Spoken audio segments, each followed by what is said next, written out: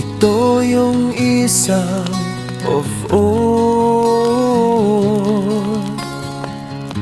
Nauwi sana ngayong Pasko, pero hindi na nakaabot ng buhay. Siya si Marian Pascual Esteban, isang Filipina sa Hong Kong na nasawi sa malagim na sunog sa Wang Fu Courts at Naipo Isay. Siyang ina na nagtrabaho ng malayo sa pamilya, inubos ang lakas at oras para sa kinabukasan ng kanyang anak. Ayon sa Pilipine Consulate General, una siyang iniulat na nawawala matapos ang sunog. Ilang oras nang maasa ang lumipas hanggang sa makumpirmang isa siya sa mga biktima.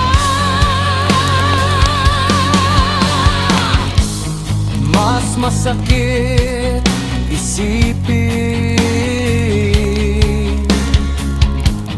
na ilang araw na lang ay Pasko na sana,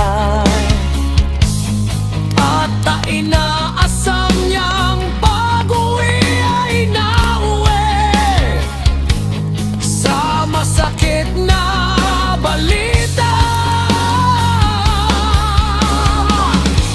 Iniwan ni Marian ang kanyang pitlit taong gulang na anak sa Cainta, Rizal, isang batang ang tanging hiling sana muling mayakap ang kanyang ina ngayong Kapaskuhan.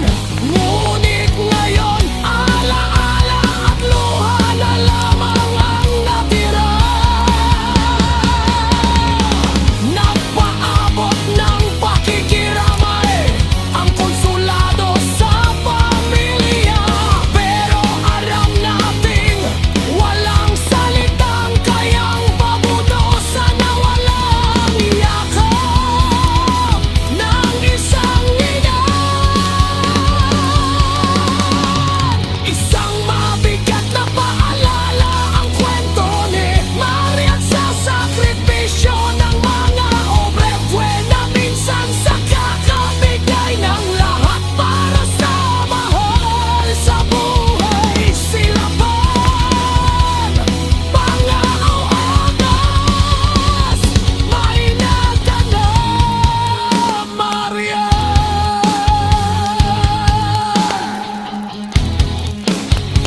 Hindi ka namin malilimutan. Ito yung lalaking lumuwas ng Maynila para sa trabaho, pero naloko at nauwi na lang sa pagnanais na makabalik sa probinsya. Si Kuya Jomar ay taga Iloilo. Dumating siya sa Maynila, dala ang pag-asang makapagsimula ng bagong buhay. Dahil may nangako sa kanya ng trabaho, kumapit siya sa pangako niya.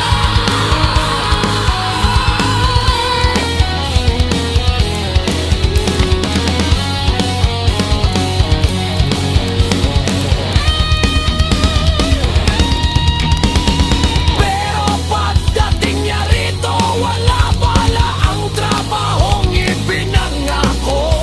Wala rin ang taong nanghikayat sa pangan.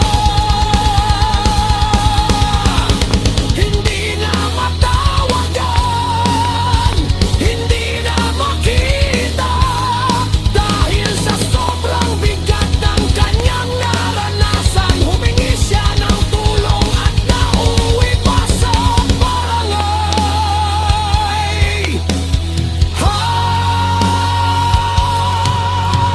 Sa huli, iisa na lang ang hiling niya, makauwi na lang. Sinamahan siya hanggang bus terminal.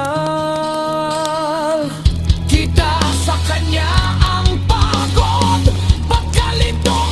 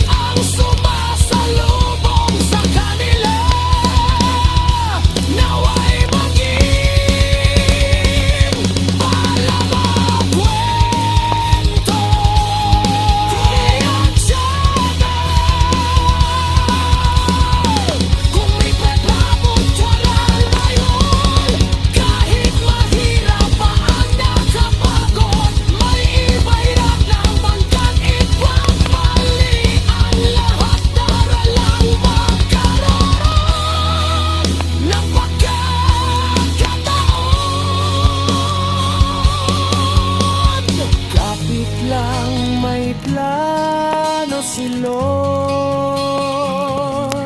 kahit hindi pa malinaw sa ngayon.